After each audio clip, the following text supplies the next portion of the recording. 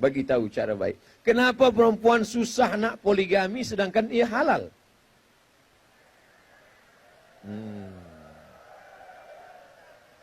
Tengoklah puan, banyaknya lelaki yang sakit hati. Selama ini dia simpan. Bila nanti ustaz cakap pasal tu aku nak lepaskan. Bini aku bukan boleh nampak wang muka aku sebab gelap, kata dia.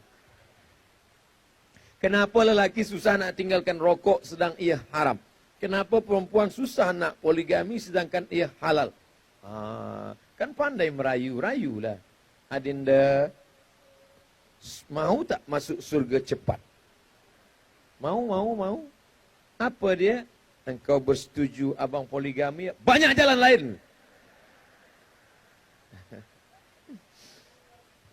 Oleh sebab itu maka dalam masalah ini, perempuan ada hak namanya khuluk. Bila dia sabar, ada setengah perempuan yang sabar. Dia sabar, dia biarkan. Tapi ada yang dia tak tahan. Ustaz, saya tak tahan. Bila laki saya berbini sekali lagi, sembahyang saya pun tak khusyuk. Doa pun saya bunyinya lain. Rabbana atina. Macam mana ni Ustaz? Maka perempuan bila dia tahan, bila dia kuat, bila dia sabar, dia boleh teruskan. Tapi bila dia tak tahan, bila dia tak sabar, dia ada hak namanya khuluk. Khuluk itu dia pergi ke mahkamah syariah. Dia cakap pada hakim, hakim saya tak tahan lah Pak Hakim. Sabarlah kata hakim. Sabarlah. Hakim lelaki, saya ni perempuan hakim. Jadi artinya bila sabar dia boleh. Kenapa Pak Ustaz? Ini masalah perasaan. Ini masalah hati. Ini masalah orang yang tak tahan. Adakah perempuan yang tak dipoligami sampai meninggal? Fatimah radhiyallahu anha.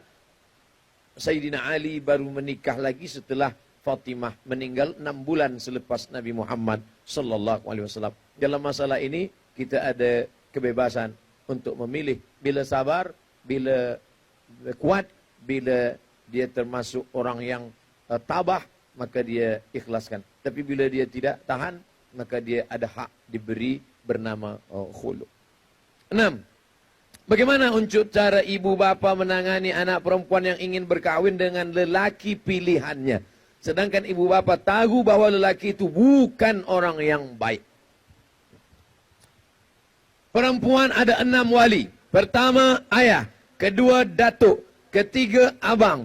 Keempat, adik. Kelima, abang ayah, pakcik. Keenam, adik ayah, pakcik. Maka 6 lelaki ini ada kuasa. Zaman dulu, lelaki dan perempuan tak boleh pandang memandang. Tak ada melihat. Tak ada pergaulan. Sehingga anak gadis umur 18, 20, 25, datang lelaki meminang. Maka wali dia datang bertanya. Hai anak gadis perempuan. Ya, itu ada lelaki nak pinang engkau. Coba engkau intip dari balik tiang. Dia tengok. Tak usahlah ya. Kalau begitu saya bagi tahu, nanti datang lagi. Bila anak perempuan itu diam, maka itulah bunyi hadis as-sukutu alamatur ridha. Diam tanda bersetuju. Itu ada anak lelaki datang nak pinang engkau. Engkau nak dengan dia, dia diam saja. Berarti dia bersetuju.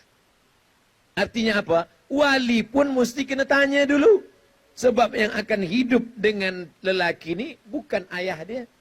Yang hidupkan perempuan. Bayangkan anak perempuan akan hidup dengan lelaki yang dia tak suka, seumur hidup dia akan menderita. Hidup hanya sekali. Buatlah hidup yang berarti. Dulu perempuan tak nampak lelaki. Sekali pinang dia tengok. Tapi hari ini dia ada kawan di sekolah. Dia ada kenal baik di college dia. Maka mestilah ada. Sebelum api ini besar, hanya percikan-percikan kecil saja. Mungkin nampak gambar dia, mungkin dia ada bercerita. Itulah mesti ada hubungan baik antara anak dengan bonda, anak dengan ayah. Sehingga dia bercerita dari awal. Dah bagi tahu, dah sekatkan hubungan. Oh ini orang tak baik, dia tak sembahyang. Dia selalu buat maksiat, dia selalu minum khamar. Dia guna yang tak baik. Bila sudah jadi, hati sudah lekat.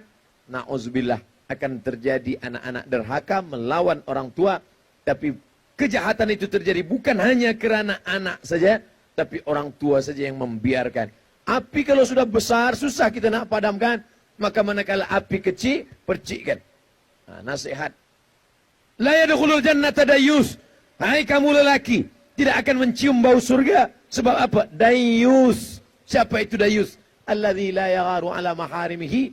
Membiarkan anak perempuan berkawan, ada boyfriend, berteman baik, berjalan pergi tak tentu arah, sampai balik esok hari, 2-3 hari, dia biarkan saja. Na'udzubillah. Oleh sebab itu dari awal, dari kecil, apa kata orang Melayu, dari kecil terlonjak-lonjak sudah besar, terbawa-bawa sudah tua, terubah tidak. Itu buluh. Membentuk buluh dari rebung. Kalau dia masih kecil lagi, senang kita bagi tahu. Jangan nak, dia tak baik. Putuskan dari sekarang. Tapi bila buluh dah jadi buluh keras, bila kita tegah, hanya 2 kemungkinan saja. Bila tidak dia patah, kepala kita pecah. Oleh sebab itu maka dari kecil kita bagi tahu baik-baik. Bila dah terjadi, Ustaz, apa boleh buat? Na'udzubillah. Maka kita selalu doa.